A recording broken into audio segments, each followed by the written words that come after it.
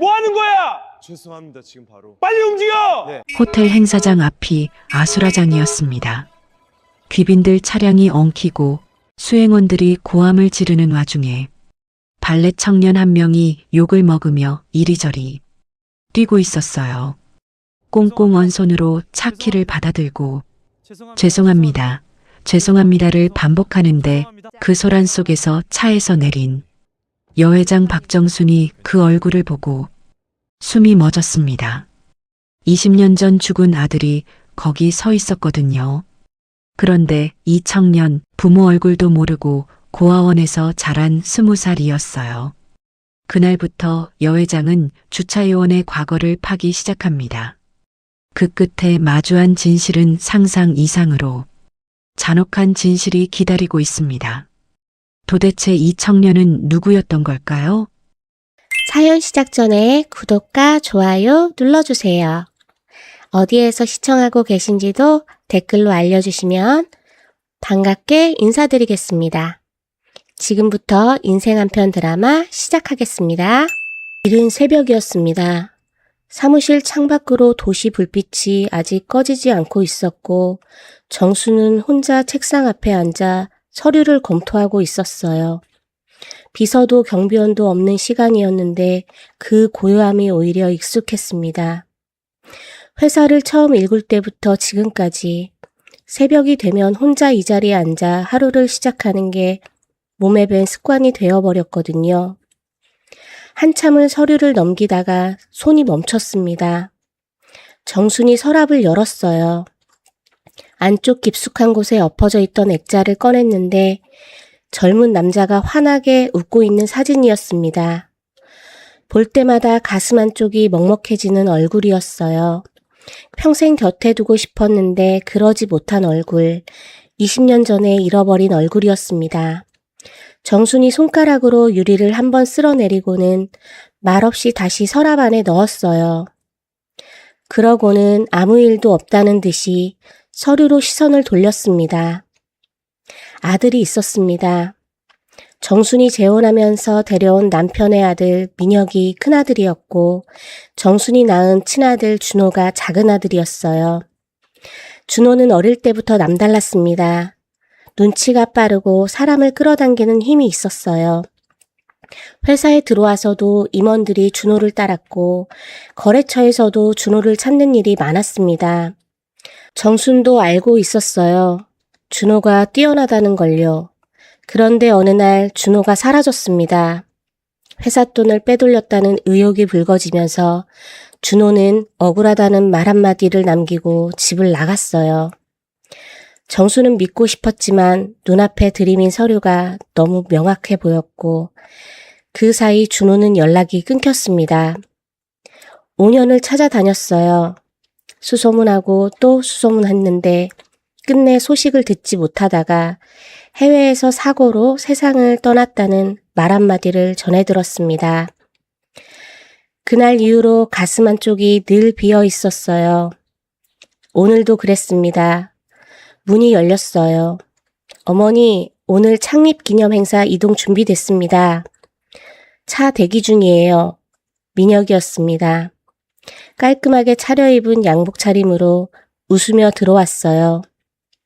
정순이 코트를 집어들며 대답했습니다. 알아. 민혁이 덧붙였어요. 오늘 언론도 오고 주요 거래처도 다 옵니다. 중요한 자리예요. 어머니 컨디션은 괜찮으시죠? 괜찮아. 먼저 내려가 있어. 민혁이 나갔습니다. 정순이 코트를 입다가 잠깐 멈췄어요. 서랍을 다시 열었습니다. 사진을 꺼내 코트 안쪽 주머니에 조심스럽게 넣었어요. 오늘 같은 날은 더 생각이 나거든요.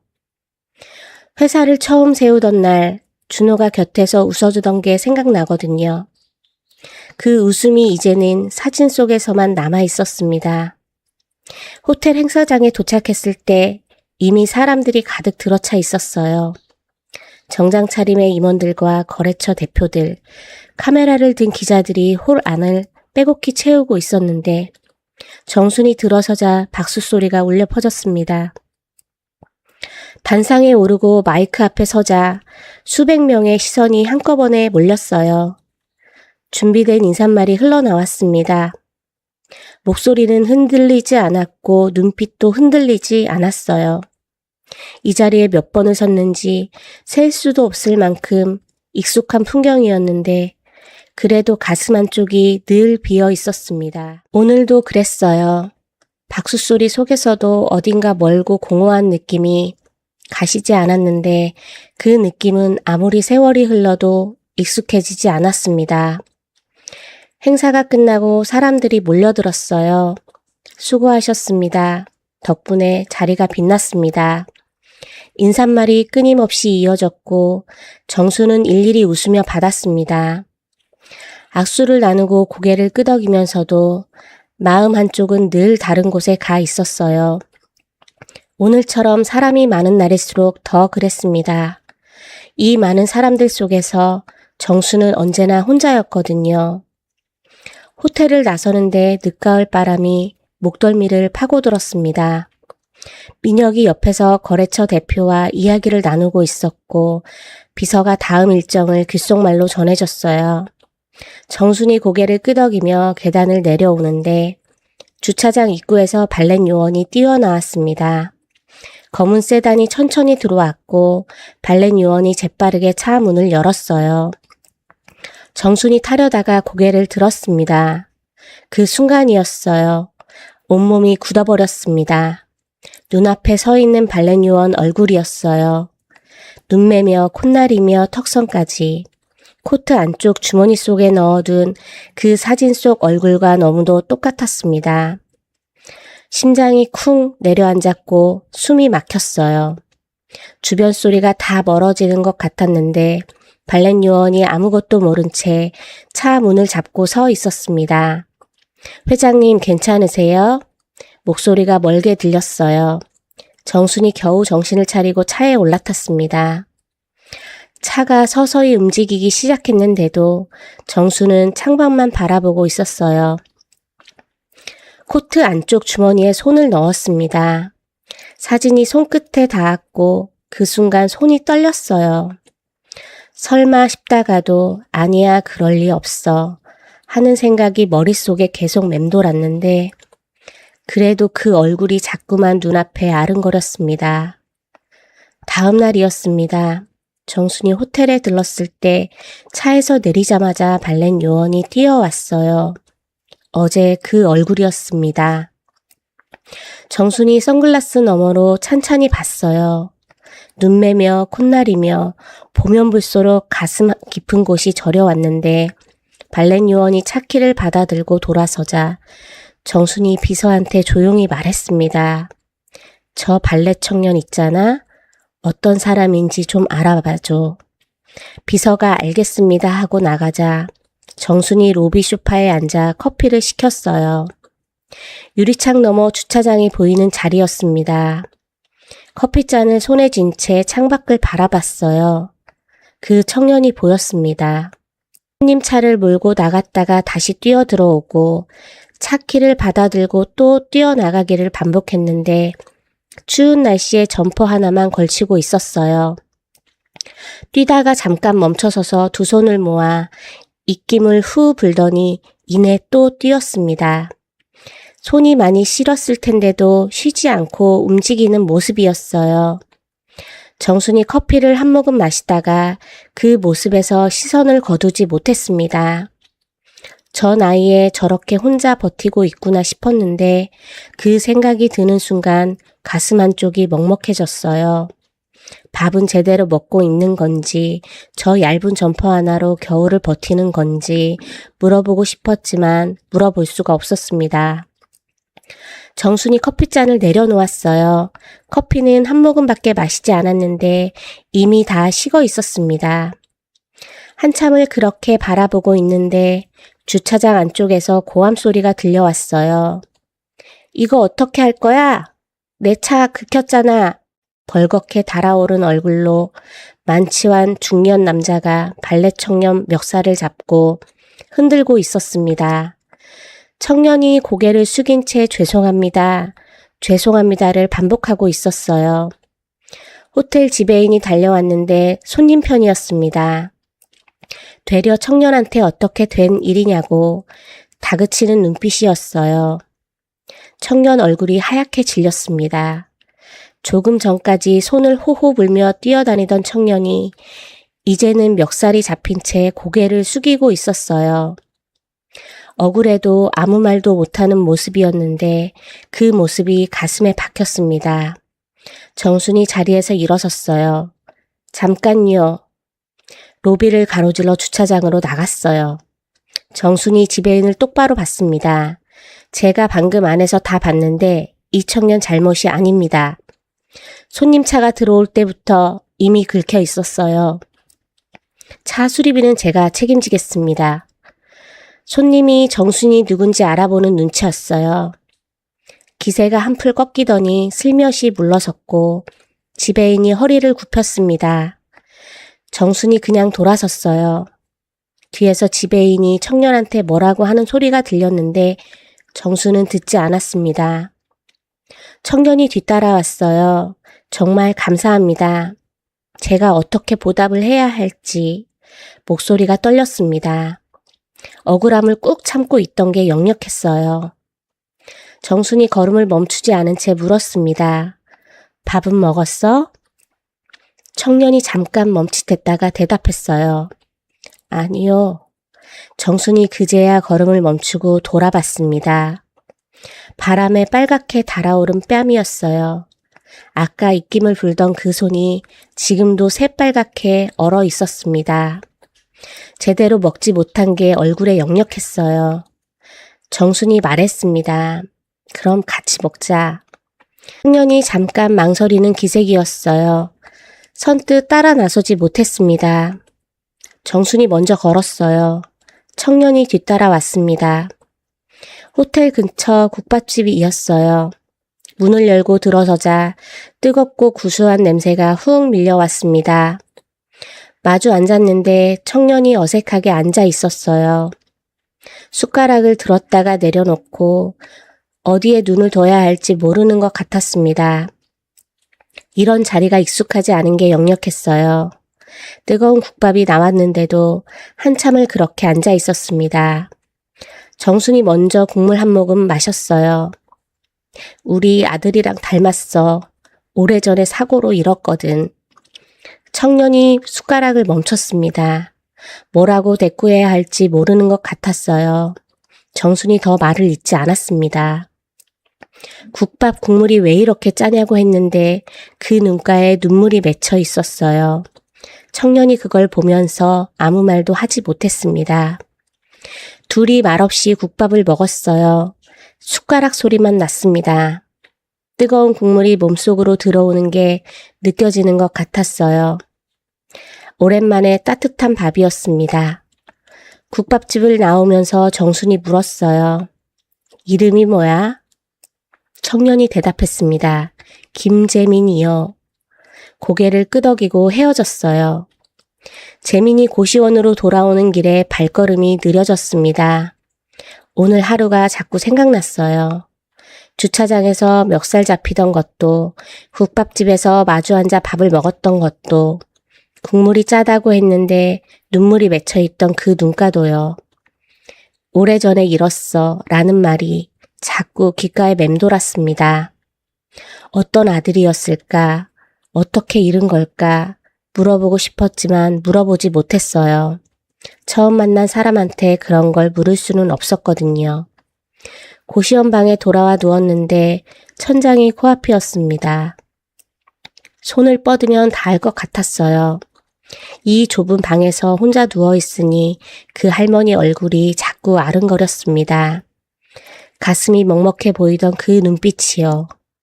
재민이 눈을 감았어요. 오늘따라 고시원 방이 더 좁게 느껴졌습니다. 다음 날 아침이었습니다. 정순이 사무실에 들어서자마자 비서가 서류를 들고 들어왔는데 어제 지시한 신원조사 결과였어요. 정순이 받아들고 천천히 훑었어요. 김재민, 20살, 부모 없음, 고아원 출신, 현재 고시원 거주, 정순이 서류를 내려놓았습니다. 부모 없음이란 네 글자 위에 시선이 오래 머물렀어요. 혼자구나. 아무도 없이 저렇게 혼자구나. 비서가 조용히 나가고 나서 정순이 창밖을 바라봤습니다. 서울 하늘이 잿빛으로 흐려 있었어요. 어제 국밥집에서 마주 앉아 있던 그 청년 얼굴이 자꾸 눈앞에 아른거렸습니다. 밥 먹었냐고 물었을 때 아니요 했던 그 목소리가요. 어릴 때부터 혼자였던 거구나. 누가 밥 먹었냐고 물어봐 주는 사람도 없이 저렇게 살아온 거구나. 정순이 코트 안쪽 주머니에 손을 넣었어요. 사진이 손끝에 닿았습니다. 준호야, 저 아이 얼굴이 왜 이렇게 내 얼굴이냐. 그날부터 정순이 호텔에 들를 때마다 재민이 차 문을 열었습니다. 재민은 매번 꾸벅 인사를 했고 정수는 매번 재민 얼굴을 봤어요. 볼 때마다 가슴 한쪽이 저렸습니다. 어느 날 오후였어요. 정순이 로비를 나서는데 재민이 주차장 구석에서 혼자 서 있었습니다. 손을 호호 불고 있었어요. 점심시간인데 도시락도 없었고 어디 나가지도 않았습니다. 정순이 멈췄어요. 잠깐 보다가 편의점으로 들어갔습니다. 따뜻한 것들을 몇 개 사서 나왔어요. 재민한테 건넸습니다. 먹어. 재민이 눈을 동그랗게 떴어요. 아, 감사합니다. 정순이 대답 없이 돌아섰습니다.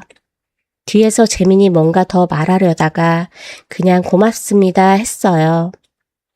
정순이 차에 타면서 그 목소리를 들었습니다. 가슴이 먹먹했어요. 며칠이 지났어요. 정순이 호텔에 올 때마다 재민을 조금씩 챙겼습니다. 날이 추우면 뭔가를 사줬고 재민이 힘들어 보이는 날엔 로비 소파에 앉아 창밖을 보면서 재민이 뛰어다니는 모습을 봤어요. 말을 걸진 않았습니다. 그냥 보는 것만으로도 숨이 쉬어지는 느낌이었거든요. 준호 잃고 처음으로요. 재민도 조금씩 달라졌습니다. 처음엔 왜 이러시나 싶었는데 할머니가 오는 날이 기다려졌어요.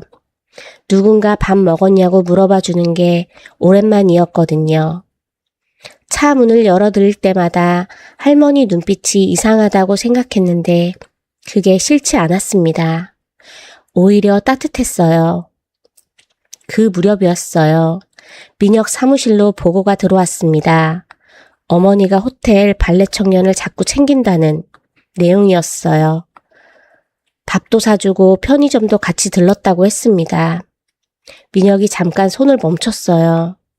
어머니가 생면부지 청년한테 그렇게까지 챙긴다는 게 마음에 걸렸습니다. 이유가 있을 것 같았어요.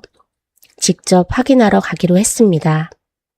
호텔 주차장 쪽에서 발렛 요원들이 움직이는 걸 지켜보고 있는데 재민이 손님 차를 몰고 들어왔어요. 차에서 내리는 순간이었습니다. 민혁이 굳어버렸어요. 동생 준호였습니다. 20년 전 세상을 떠난 준호, 젊을 적 그 얼굴이 눈앞에 서 있었거든요. 숨이 막혔습니다. 온몸에 소름이 돋았어요. 민혁이 천천히 뒤돌아왔습니다. 아무도 자기 표정을 보지 못하게요. 손이 떨렸어요. 이마에 땀이 맺혔습니다. 저 청년이 누구길래 어머니가 왜 챙기는 건지 머릿속이 복잡해졌어요. 사무실로 돌아오자마자 비서를 불렀습니다. 호텔 발레 파킹하는 청년 있잖아. 신원 조사해. 비서가 알겠습니다 하고 나갔어요. 민혁이 창가에 서서 도시를 내려다봤습니다. 손을 주머니에 찔러 넣었는데 주먹이 쥐어졌어요. 며칠 후 비서가 결과를 들고 들어왔습니다. 민혁이 서류를 받아들고 천천히 훑었어요. 김재민, 20살, 부모 없음, 고아원 출신. 민혁이 서류를 내려놓으며 말했습니다. 이게 다야? 더 깊게 알아봐봐. 부모가 누군지, 뿌리가 어딘지 전부. 비서가 나갔어요. 민혁이 혼자 사무실에 앉아 있었습니다. 저 얼굴이 계속 머릿속에서 떠나지 않았어요. 준호였습니다. 분명히 준호 얼굴이었어요. 민혁이 이를 악물었습니다. 며칠 후였습니다. 비서가 서류를 들고 들어왔는데 민혁이 받아들고 천천히 훑어 내려가다가 맨 아래 한 줄에서 눈이 멈췄어요. 아버지 이름 김준호? 손끝이 싸늘해졌습니다. 민혁이 비서를 내보내고 나서 한동안 그 자리에 서 있었어요. 창밖으로 도시가 훤히 보였는데 한동안 아무것도 보이지 않았습니다. 준호가 아이를 남겼구나. 20년 전에 잃은 동생이었어요. 그 동생이 어딘가에서 아이를 낳고 세상을 떠났는데 그 아이가 지금 어머니 눈앞에 서 있다는 거였습니다. 어머니가 이미 알고 있는 건지, 그래서 저 청년을 챙기는 건지, 아니면 그냥 닮은 얼굴에 마음이 간 건지, 어디까지 알고 있는 건지 알 수가 없었어요. 알 수 없다는 게 더 무서웠습니다. 민혁이 천천히 창가로 걸어갔어요. 저 청년이 어머니한테 손자로 인정받는 날이 오면 수십 년을 기다려온 게 한순간에 무너진다는 걸 누구보다 잘 알고 있었습니다. 준호는 어머니 친아들이었고 민혁은 어머니가 재혼한 남편이 데려온 아들이었어요. 어머니가 늘 공평하게 대해줬지만 마음 깊은 곳에 뭔가 다른 게 있다는 걸 민혁은 어릴 때부터 느끼고 있었습니다. 그걸 인정하고 싶지 않았지만 부정할 수도 없었어요. 준호가 살아있는 동안 내내 그랬고 준호가 사라지고 나서야 처음으로 그 무게가 거치는 느낌이었거든요. 그런데 지금 저 청년이 그 무게를 다시 들고 나타난 거였습니다. 어머니가 알아보기 전에 치워야 했어요. 민혁이 전화기를 들었습니다. 호텔 발레 파킹하는 김재민, 당장 해고해. 다음 날 아침 재민은 평소처럼 출근했다가 관리자한테 불려갔어요. 짧은 통보였습니다. 이유를 물어봐도 제대로 된 답이 돌아오지 않았어요. 그냥 오늘부터 나오지 않아도 된다는 말뿐이었습니다. 황당했지만 뭐라고 할 수가 없었어요. 어디인가에 억울함을 털어놓을 곳도 없었고 들어줄 사람도 없었습니다. 그냥 짐을 챙겨 나왔어요. 호텔 정문을 나서면서 뒤를 한번 돌아봤는데 유리문 너머로 로비 소파가 보였습니다. 그 할머니가 앉아있던 자리였어요. 며칠째 오지 않으셨거든요. 이제 여기서 일을 못하게 됐으니 다시 볼 수 있을지 몰랐습니다. 재민이 고개를 돌리고 걸음을 옮겼어요. 다른 알바를 구하러 다녔는데 이상하게도 어딜 가도 막혔습니다. 면접을 보러 가면 분위기가 이상했고 이력서를 내면 연락이 오지 않았어요. 처음엔 그냥 운이 없나 보다 싶었는데 이게 한두 군데가 아니었습니다. 어딜 가도 똑같았어요. 뭔가 이상하다는 느낌이 들었지만 그게 뭔지 알 수 없었습니다. 재미는 몰랐어요. 누군가 손을 쓰고 있다는 걸요. 고시원방 천장을 올려다보면서 오늘 하루를 되짚었습니다. 면접관이 이력서를 받아들고 잠깐 훑어보다가 내려놓던 그 표정이 생각났어요. 뭔가 알고 있는 사람 같은 표정이었는데 그게 뭔지 알 수가 없었습니다. 그러다 문득 그 할머니가 생각났어요. 편의점에서 아무 말 없이 따뜻한 걸 사다 주던 그 손이 밥은 먹었어? 하고 걸음을 멈추던 그 모습이 자꾸 떠올랐습니다. 연락처가 없었고 이름도 몰랐는데 그게 이렇게 아쉬울 줄은 몰랐어요. 창밖에 찬바람이 불고 있었는데 고시원 방이 그 어느 때보다 차갑게 느껴졌습니다. 한편 정수는 며칠째 호텔에 들렀는데 재민이 보이지 않았어요.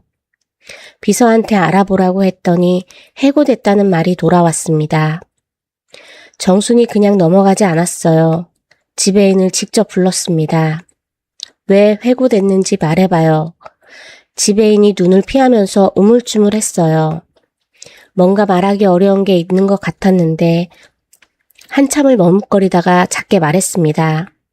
부회장님이 지시가 있었습니다. 정순이 잠깐 말이 없었어요. 부회장님이라고?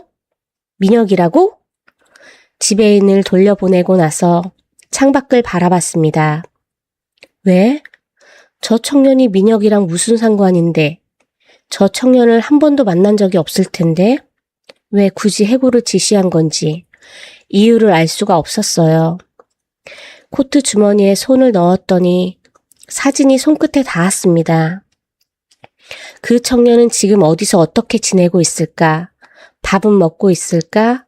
그리고 민혁이 왜 저 청년을 내보낸 건지 여러 가지 생각이 한꺼번에 밀려왔어요. 창밖으로 찬바람이 유리창을 두드리고 있었습니다. 그냥 두고 볼 수가 없었어요. 민혁이 왜 저 청년을 내보냈는지 지배인이 우물쭈물하면서 내뱉은 한마디가 며칠째 머릿속에서 떠나질 않았거든요. 정순이 비서한테 주소만 받아들고 혼자 나섰습니다. 기사도 비서도 없어요. 고시원 앞에 내리자 건물이 낡고 좁았어요. 복도에 들어서니 벽지가 군데군데 뜯겨 있었고 형광등 하나가 깜빡이면서도 복도를 어둡게 만들고 있었습니다. 좁은 복도를 걸어가면서 정수는 아무 말도 하지 않았어요. 이런 곳에서 혼자 살고 있구나 싶었는데 그 생각을 하니 발걸음이 무거워졌습니다. 재민 방 앞에 서서 문을 두드렸어요. 한참 만에 문이 열렸는데 재민이었습니다.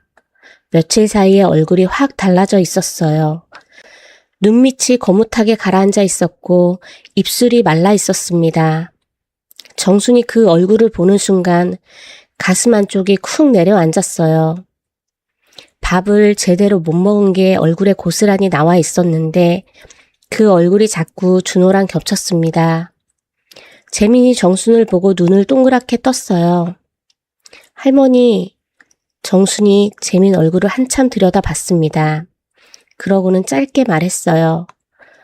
나와, 밥 먹자. 재민이 뭔가 말을 하려다가 그냥 외투를 집어들었습니다. 골목을 걸어 국밥집으로 향하는 길이었어요. 찬바람이 골목을 훑고 지나갔는데 재민이 점퍼깃을 세우면서 두 손을 주머니에 찔러 넣었습니다. 정순이 그 모습을 보면서 말없이 걸었어요. 저러고 혼자 버텨왔구나 싶었는데 말이 나오지 않았습니다. 민혁이 왜 저 청년을 내보냈는지 그 생각이 걸음마다 따라왔어요. 뭔가 이유가 있을 텐데 그게 뭔지 알아야 했습니다. 그때였어요. 정순이 갑자기 발걸음을 멈췄습니다. 가슴 한쪽이 조여오면서 숨이 짧아졌어요. 눈앞이 흔들렸습니다. 지병이었어요. 평소엔 약을 챙겨 먹으면서 뱉었는데 오늘은 약을 가져오지 못했거든요. 정순이 벽에 손을 짚으면서 재민한테 힘겹게 말했습니다. 재민아, 삼성병원 거기로. 재민이 정순 팔을 잡으면서 얼굴이 하얗게 질렸어요. 망설임 없이 정순을 부축하고 큰 길로 뛰어갔습니다. 손을 흔들어 택시를 잡았어요. 기사님, 삼성병원이요. 빨리 가주세요. 차 안에서 정순이 눈을 감고 있었는데 재민이 손을 꼭 쥐고 있었습니다.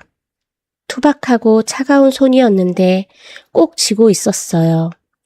정순이 그 온기를 느끼면서 눈을 감은 채로 있었습니다. 이 손이 왜 이렇게 따뜻하냐. 눈물이 날 것 같았어요. 병원에 도착해서 재민이 정순을 부축해 들어갔습니다. 의사들이 달려왔고 정순은 안쪽으로 들어갔어요. 재민은 복도 의자에 혼자 앉아서 기다렸습니다. 할머니가 어떤 분인지도 몰랐고 어디 연락해야 할지도 몰랐어요. 그냥 거기 있었습니다. 발걸음 소리, 카트 소리, 어디선가 낮게 우는 소리. 병원 소리는 쉬지 않고 시끄러웠는데 재민 귀에는 아무 소리도 들리지 않았어요. 그냥 처치실 문만 바라보고 있었습니다. 얼마나 지났을까요? 복도 저쪽에서 의사와 간호사가 바쁘게 오가면서 나누는 얘기 소리가 재민 귀에 흘러 들어왔습니다. 회장님 혈액형이 RH-5형이라 각별히 신경 써야 해요. 국내에 몇 안 되는 혈액형이거든요. 재민이 천천히 고개를 들었어요. 회장님이라고? 그 할머니가 회장님이었어? 그런데 그 말보다 먼저 심장을 건드린 게 따로 있었습니다. RH-5형. 재민 자기 혈액형이었어요. 고아원 다닐 때 선생님이 내 혈액형은 굉장히 드문 거라고 했거든요. 국내에 몇 명 안 된다고 했습니다. 재민이 자리에서 천천히 일어나 지나가는 간호사를 불렀어요. 저기요. 저 혈액형이 RH-5형인데요. 이게 얼마나 희귀한 건가요? 간호사가 잠깐 멈추면서 말했습니다. 굉장히 희귀한 혈액형이에요. 가족이나 친인척 중에 하나 나올까 말까 하거든요. 그래서 응급 상황이 생기면 정말 위험하죠. 간호사가 지나가고 나서 재민이 그 자리에 한동안 서 있었어요. 복도 끝으로 처치실 문이 보였습니다. 가족이나 친인척 중에서 하나 나올까 말까 한다는데 저 할머니와 자기 혈액형이 같다는 거였어요. 심장이 이상하게 뛰었습니다. 설마, 아니야, 그럴 리 없어. 재민이 천천히 의자에 앉았는데 손이 떨렸어요. 그때 복도 저쪽에서 빠른 발소리가 들렸습니다. 양복 차림의 남자가 성큼성큼 걸어오고 있었어요. 간호사한테 뭔가를 물으면서 처치실 쪽을 향하는데 간호사가 저쪽에서 기다리시는 분이 있다며 재민 쪽을 가리켰습니다. 남자가 고개를 돌렸어요. 재민과 눈이 마주쳤습니다.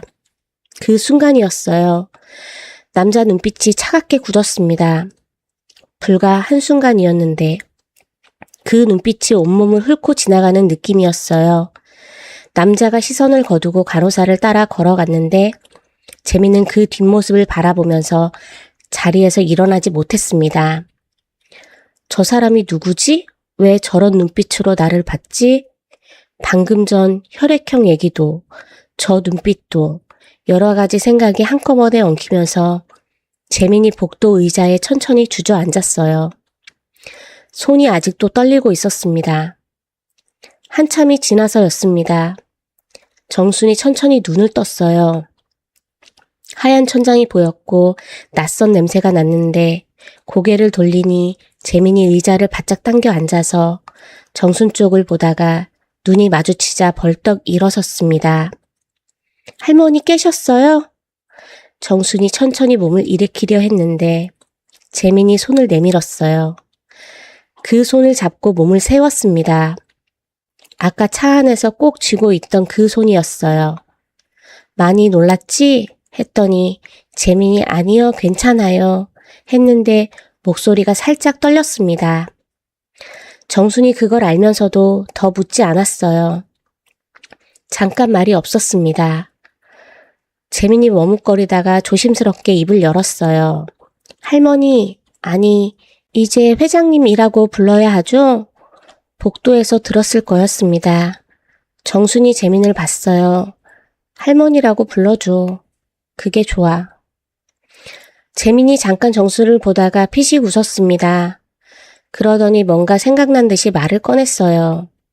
할머니도 RH-5형이시더라고요. 복도에서 의사 선생님이 얘기하시는 걸 얼핏 들었는데 사실 저도 그 혈액형이거든요. 정순이 재민을 봤습니다. 국내에 정말 몇 안 된다고 들었어요. 그런데 할머니도 같은 혈액형이시라니. 할머니 아드님이랑도 닮았다고 하셨잖아요. 신기하지 않아요? 진짜로? 재민이 웃으면서 말했는데 정수는 웃지 못했어요. 가슴이 두근거렸습니다. 닮았다고, 혈액형도 같다고 저 청년이 아무렇지 않게 꺼낸 말들이 정순 가슴 안에서 작은 불씨처럼 타오르고 있었어요. 할머니 손자로 태어났으면 좋았을걸요. 그러면 진짜 손자라고 부를 수 있었을 텐데. 재민이 농담처럼 던진 말이었는데 정수는 그 말이 오랫동안 귓속에 맴돌았습니다. 그때 문이 열렸어요. 민혁이었습니다. 병실 안으로 들어오면서 정순을 향해 걸어오다가 재민을 보는 순간 걸음이 아주 잠깐 멈췄어요. 표정이 굳었다 풀리는 게 눈에 들어왔는데 정수는 그 찰나를 놓치지 않았습니다. 민혁이 걱정스러운 얼굴로 다가왔어요. 어머니 많이 놀라셨죠? 왜 혼자 나가셨어요? 비서한테라도 말씀하시지. 정순이 괜찮다고 했습니다. 민혁이 재민 쪽을 보면서 데려다줘서 고맙다고 했는데 말은 그렇게 했지만 눈빛은 달랐어요. 재민이 고개를 끄덕이면서 아닙니다 했습니다. 민혁이 의사한테 뭔가를 물어보러 나갔어요. 병실 안에 둘만 남았습니다. 정순이 재민을 봤어요. 아까 민혁이 걸음을 멈추던 그 순간이 머릿속에서 떠나질 않았습니다. 저 청년을 보는 순간 왜 저랬을까? 그 생각을 잠시 접어두고 정순이 조심스럽게 입을 열었어요. 재민아, 부모님 얘기를 한 번도 들은 적이 없는데 어릴 때 어떻게 지냈어? 재민이 창밖으로 시선을 돌렸다가 다시 정순을 봤습니다. 고아원에서 자랐어요. 부모님 얼굴도 모르고요. 고아원 나올 때 원장 선생님이 이게 내 품에 있었다고 사진 한 장 주셨는데 아버지 젊을 때 사진인 것 같다고 했어요. 그게 전부예요. 얼마나 닮았는지도 모르겠어요. 제 얼굴을 잘 모르니까요. 정순이 그 말을 들으면서 코트 안쪽 주머니에 손을 넣었습니다. 준호 사진이 손끝에 닿았어요. 손이 떨렸습니다. 그 사진 지금 가지고 있어? 네, 고시원에 있어요. 다음에 한번 가져와 줄 수 있어? 재민이 왜 그러는지 모르겠다는 표정이었는데 고개를 끄덕였어요. 정순이 재민을 한참 바라봤습니다. 준호 눈매였고 준호 콧날이었어요. 혈액형까지 같다는 거였습니다. 이게 그냥 우연일 수도 있었어요. 그런데 우연이 아니었으면 했습니다. 그 마음을 꾹 눌러두면서 정순이 말했어요. 재민아, 이제부터 내 손자 할래? 재민이 눈을 동그랗게 떴습니다. 무슨 말인지 이해를 못한 것 같았어요. 정순이 웃었습니다. 싫어? 재민이 잠깐 멍하니 있다가 피식 웃었어요. 싫진 않은데요. 그래도 되는 건가요? 정순이 대답 대신 재민 손을 잡았습니다. 거칠고 투박한 손이었는데 꼭 쥐었어요. 재민이 아무 말도 하지 않았습니다. 눈가가 살짝 붉어졌어요. 창밖으로 해가 기울고 있었습니다. 병실 안이 조용했어요. 정순이 코트 주머니 안에서 손을 빼지 않았습니다. 사진을 꼭 쥔 채로 있었어요. 사진 속 얼굴과 저 청년 얼굴이 머릿속에서 자꾸 겹쳐졌습니다. 진짜였으면 좋겠다고 생각했어요. 그냥 닮은 게 아니라 진짜 내 손자였으면 좋겠다고요. 병원을 나온 후였습니다. 정순이 사무실로 돌아와 자리에 앉았는데 머릿속이 복잡했어요. 재민과 준호 눈매가 자꾸 겹쳤고 병원 복도에서 민혁 걸음이 멈추던 그 순간이 자꾸 떠올랐습니다. 처음 보는 청년인데 왜 저랬을까? 재민 해고도 민혁 지시였는데 처음 보는 청년이 굳이 왜? 뭔가 이상했어요. 정순이 비서를 조용히 불렀습니다. 요즘 부회장이 지시한 것들 있잖아. 어떤 건지 조용히 알아봐줘. 나한테만. 비서가 알겠습니다 하고 나갔어요. 정순이 창밖을 바라봤습니다. 생각이 꼬리를 물었어요.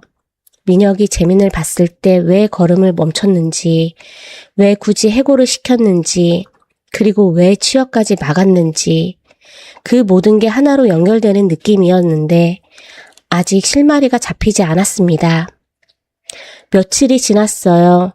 비서가 들어와 문을 닫더니 목소리를 낮췄습니다. 회장님, 부회장이 얼마 전에 김재민 씨 뒷조사를 하셨더라고요.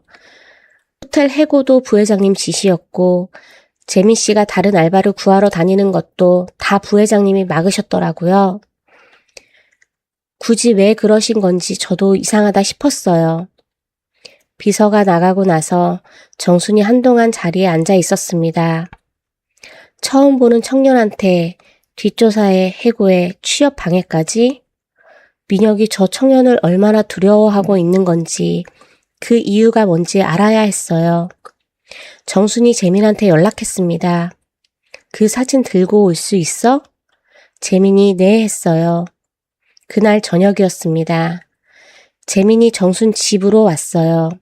넓고 조용한 거실이었는데 재민은 어디에 앉아야 할지 몰라 하다가 정순이 가리키는 소파에 앉았습니다. 마주 앉았는데 한동안 말이 없었어요. 재민이 품에서 사진을 조심스럽게 꺼냈습니다. 낡은 사진이었어요.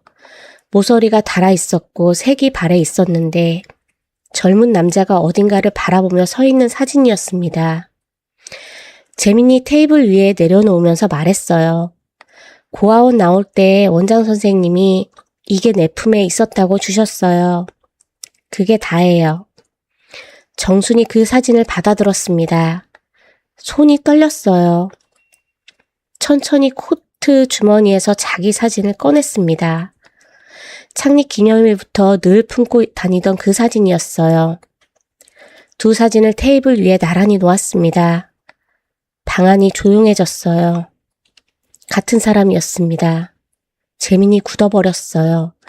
두 사진을 번갈아 보다가 정순을 봤습니다. 정순도 말을 잃었어요. 테이블 위에 놓인 두 사진만이 조용히 두 사람 사이에 있었습니다. 아무도 말을 하지 않았어요. 시계 소리만 들렸습니다. 정순이 먼저 입을 열었어요.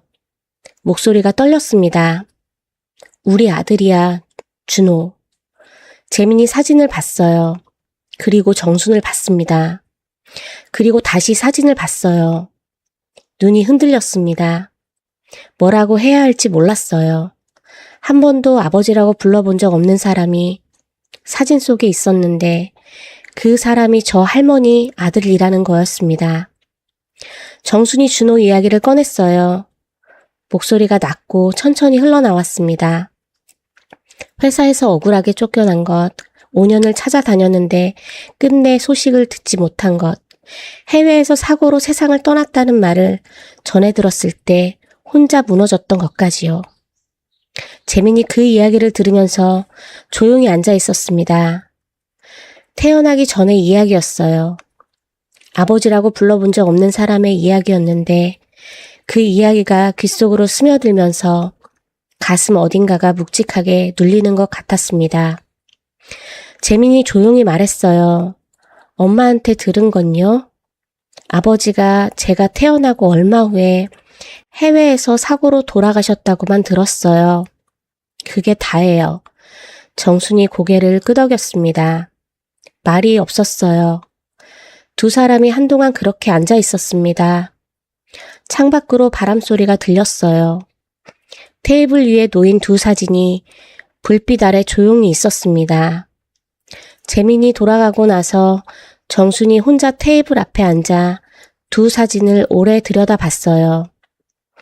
준호야, 내가 아이를 남겼구나. 이 아이가 내 아들이구나.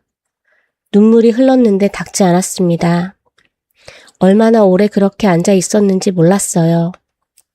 그러다 정순이 천천히 자리에서 일어섰습니다. 비서를 다시 불렀어요. 25년 전 준호 해고건 처음부터 다시 파악해봐. 서류가 어디서 나왔는지, 누가 움직였는지 전부 다. 비서가 알겠습니다 하고 나갔습니다. 정순이 창밖을 바라봤어요. 어둠이 내려앉아 있었습니다. 민혁이 재민을 뒷조사하고 해고시키고 취업까지 막은 이유가 뭔지, 준호가 쫓겨난 그 서류가 어디서 나온 건지, 이 모든 게 하나로 연결돼 있다는 느낌이 가시질 않았어요. 분명히 뭔가 있었습니다. 며칠이 지났습니다. 비서가 두꺼운 서류 봉투를 들고 들어왔는데 문을 닫고 정순 앞에 앉더니 표정이 무거웠어요. 무슨 말을 꺼내야 할지 모르겠다는 얼굴이었는데 잠깐 망설이다가 입을 열었습니다. 회장님, 준호 부회장님 해고건 서류를 다시 들여다봤는데요. 당시 횡령 증거라고 제출됐던 서류들 있잖아요. 그 서류들을 당시 회계 기록이랑 대조해 봤더니 숫자가 맞지 않는 부분이 여러 군데 나왔어요. 그것도 한 군데가 아니라 여러 군데요.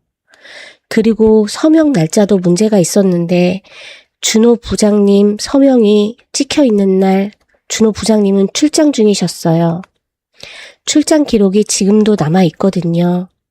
정순이 굳어버렸습니다.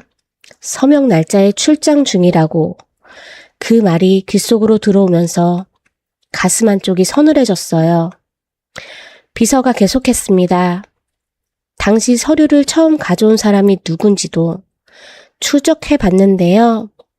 부회장님 쪽 사람이었습니다. 그리고 그 서류를 이사회에 직접 제출하신 분도 부회장님이셨더라고요. 방안이 조용해졌어요. 정순이 말이 없었습니다. 민혁이었어요. 처음부터 민혁이었습니다. 준호를 내보내기 위해 서류를 만들고 이사회를 움직인 게 민혁이었던 거였어요. 그 사실이 머릿속에서 자리를 잡는 동안 숨이 막히는 것 같았습니다. 준호가 억울하다고 했는데 그 말을 믿어주지 못하고 내보냈는데 그게 전부 민혁이 꾸민 일이었다는 거였어요. 그리고요, 회장님, 비서가 목소리를 더 낮췄어요. 무언가 더 말하기 어려운 게 있는 것 같았는데 한참을 망설이다가 말했습니다.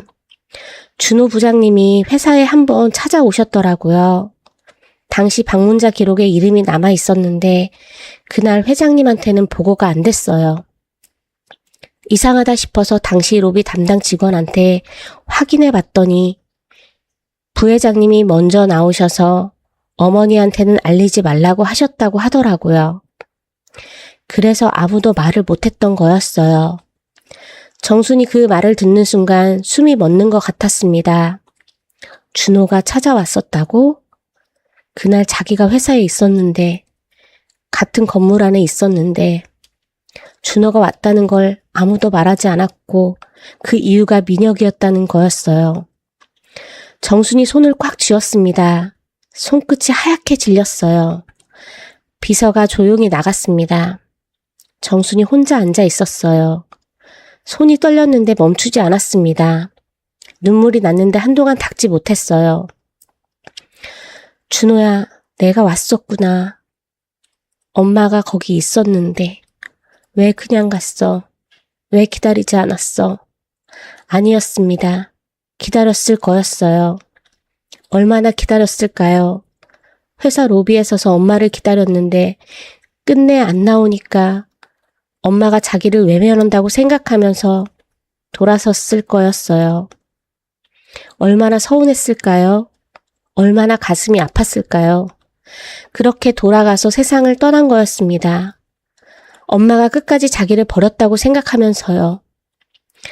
정순이 두 손으로 얼굴을 감쌌어요. 어깨가 흔들렸습니다. 소리 없이 울었어요. 한참을 그렇게 있었는데 울면서도 머릿속은 멈추지 않았습니다. 민혁이었어요.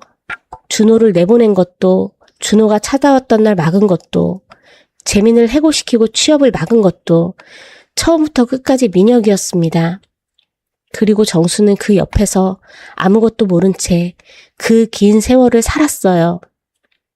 민혁이 가져다준 서류를 믿었고, 민혁이 전해준 소식을 믿었고, 민혁이 괜찮다고 하니 괜찮은 줄 알았습니다. 그 사이에 준호는 혼자 세상을 떠났고 준호의 아들은 고아원에서 자랐어요. 자기 할머니가 있는데도 모른 채로요. 정순이 천천히 손을 내리고 눈물을 닦았습니다. 창밖을 바라봤는데 도시가 훤히 내려다 보였어요. 아무것도 보이지 않았습니다. 한동안 그렇게 서 있다가 자리에서 일어섰어요. 비서를 불렀습니다. 민혁한테 연락해. 나한테 와달라고.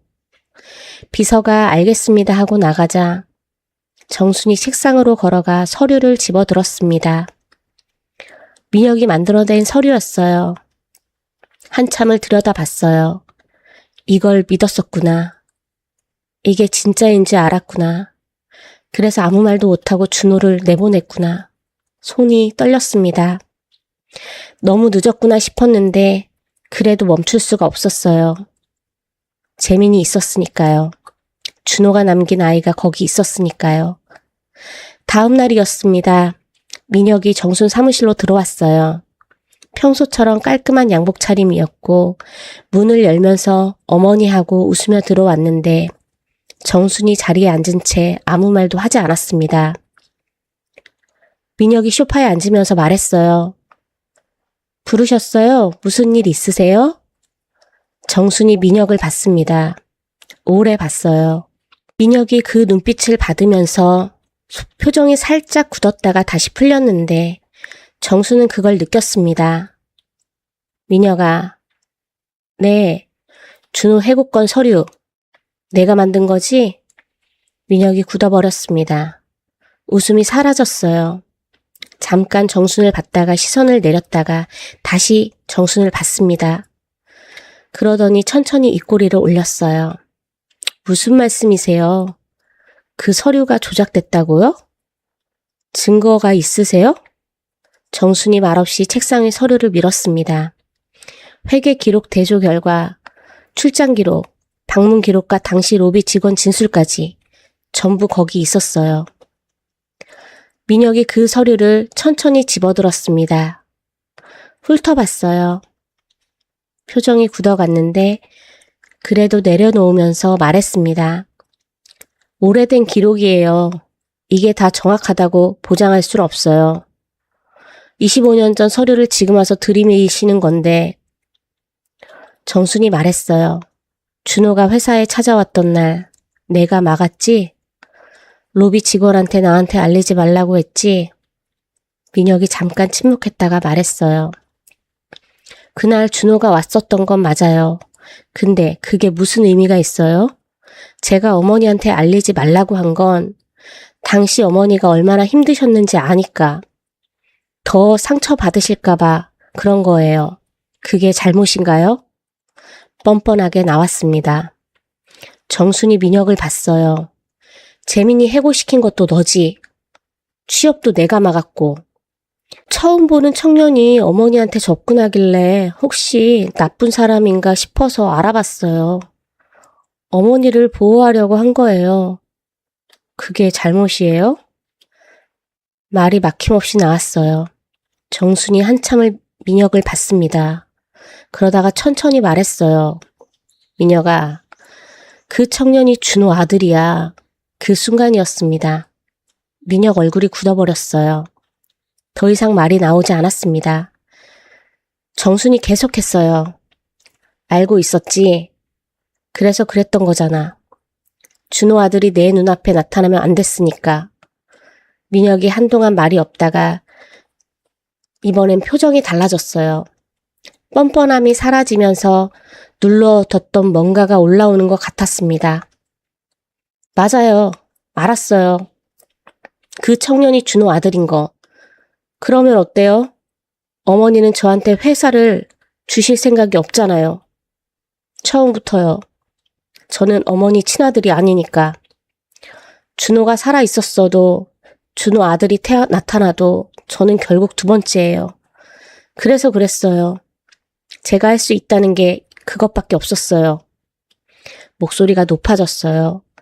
정순이 말없이 듣고 있었습니다. 민혁이 계속했어요. 준호가 집을 나간 건 저 때문이지만 해외에 갈 줄은 몰랐어요. 거기서 죽을 줄도 몰랐고요. 그건 진짜예요. 그 아이가 어떻게 됐는지는 저도 나중에야 알았어요. 정순이 그 말을 들으면서 한동안 창밖을 바라봤습니다. 그러다가 말했어요. 준호가 나갔을 때 찾을 수 있었어. 내가 막지 않았으면. 민혁이 입술을 깨물었어요. 대답이 없었습니다. 정순이 말을 이었어요. 준호가 여기 왔을 때 내가 만났으면 달라졌을 수도 있었어. 민혁이 고개를 숙였어요. 이번엔 발악도 없었습니다.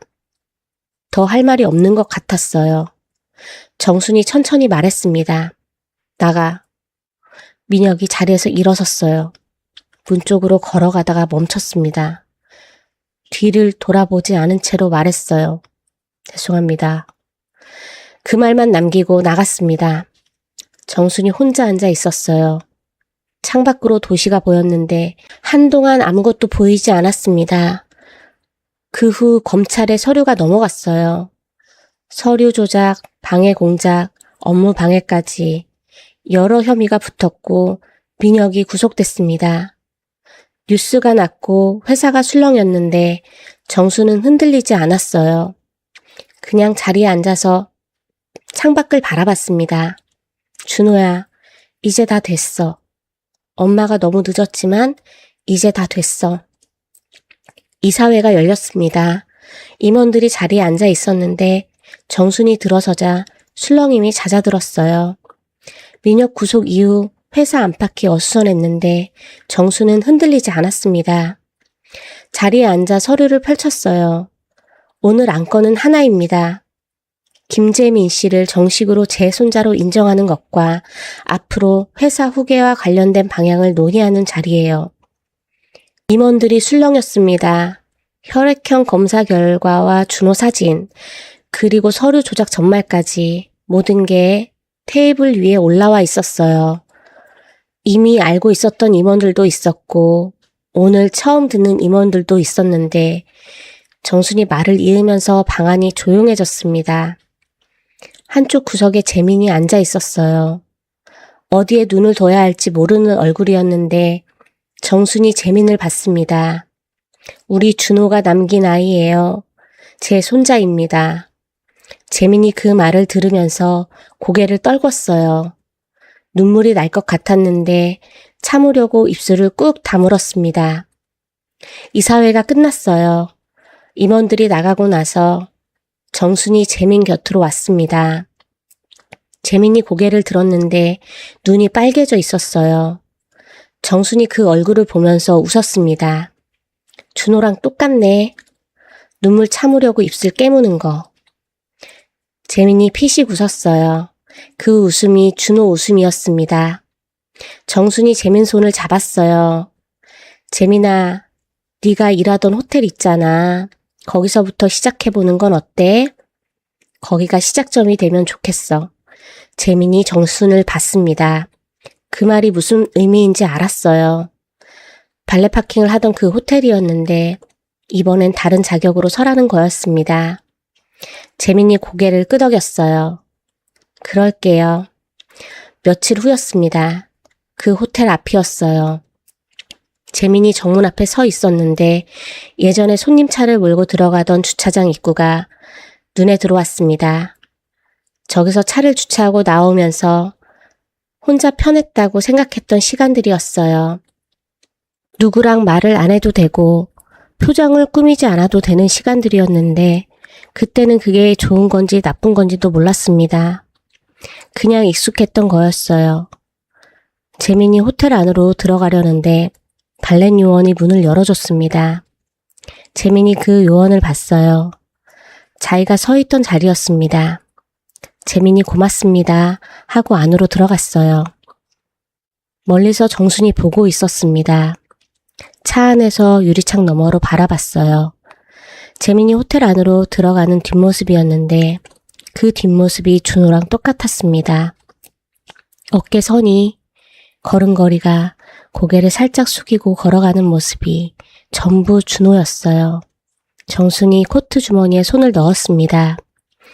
아들 사진을 봤어요. 준호야, 내 아들이 저기 있어. 잘 크고 있어. 이제 혼자가 아니야. 눈물이 흘렀어요. 닦지 않았습니다. 재민이 안으로 들어가서 2층 창가에 섰어요. 유리창 너머로 앞이 내려다 보였는데 차 한 대가 멀리서 서 있는 게 보였습니다. 할머니 차였어요. 아직 가지 않고 있었어요. 재민이 그 차를 바라봤습니다. 한참을 봤어요. 오래전에 잃었어라고 했던 그 말이 생각났어요. 국밥집에서 눈물이 맺혀 있던 그 눈가가 생각났습니다. 편의점에서 아무 말 없이 따뜻한 걸 사다 주던 그 손이 생각났어요. 그리고 병실에서 손을 꼭 쥐면서 이제부터 내 손자 할래? 했던 그 말이 생각났습니다. 재민이 핸드폰을 들었어요. 할머니한테 전화를 걸었습니다. 신호가 갔어요. 정순이 차 안에서 핸드폰을 받습니다. 재민이였어요. 받았어요. 재민이 말했습니다. 할머니, 처음이었어요. 진짜 손자가 되어서 할머니라고 부른 게 처음이었습니다. 정순이 그 말을 듣는 순간 눈물이 또 났어요. 아무 말도 하지 않았습니다. 그냥 눈을 감았어요. 준호야, 들리니?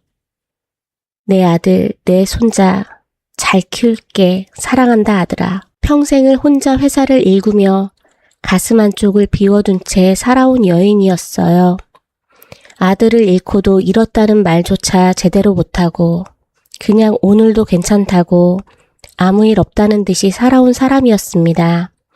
그런 정순이 어린 발레 청년의 얼굴에서 오래전에 떠나보낸 아들을 봤어요. 말도 안 되는 일이라고 생각하면서도 자꾸 보고 싶었고 자꾸 챙기고 싶었고 옆에 있으면 숨이 쉬어지는 것 같았습니다. 그게 그리움이었어요.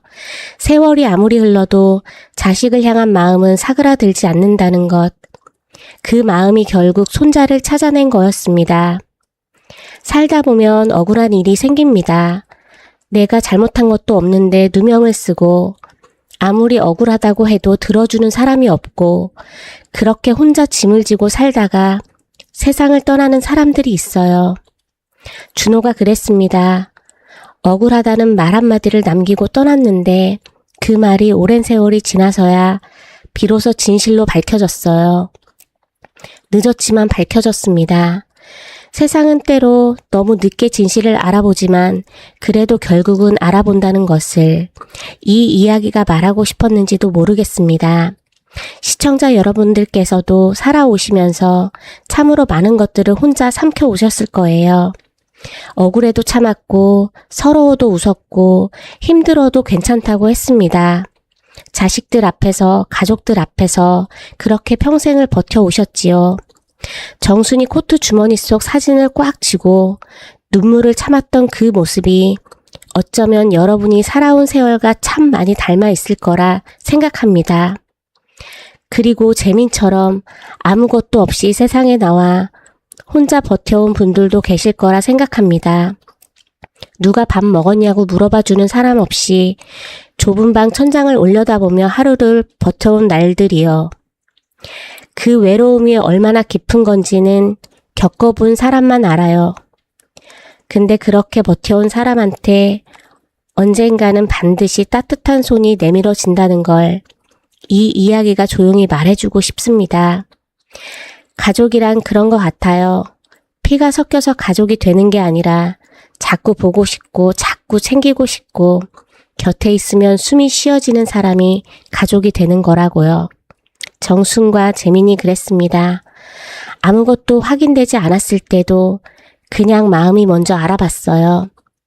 인생의 긴 시간을 살아오신 여러분, 그 세월 속에 녹아있는 눈물과 웃음과 말 못할 사연들이 얼마나 많으실지요.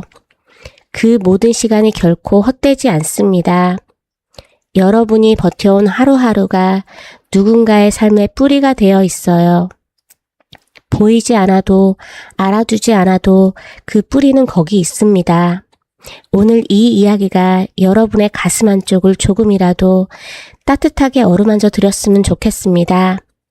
영상이 좋으셨다면 구독과 좋아요를 눌러주시고 곁에 계신 소중한 분들께도 함께 나눠주세요. 여러분이 남겨주시는 댓글 한 줄이 저희가 다음 이야기를 만들어가는 가장 큰 힘이 됩니다. 오늘 하루도 밥 잘 챙겨 드시고 부디 건강하시고 편안하시기를 바랍니다. 지금까지 인생 한편 드라마였습니다. 감사합니다. 영상이 좋았다면 구독과 좋아요 눌러주세요.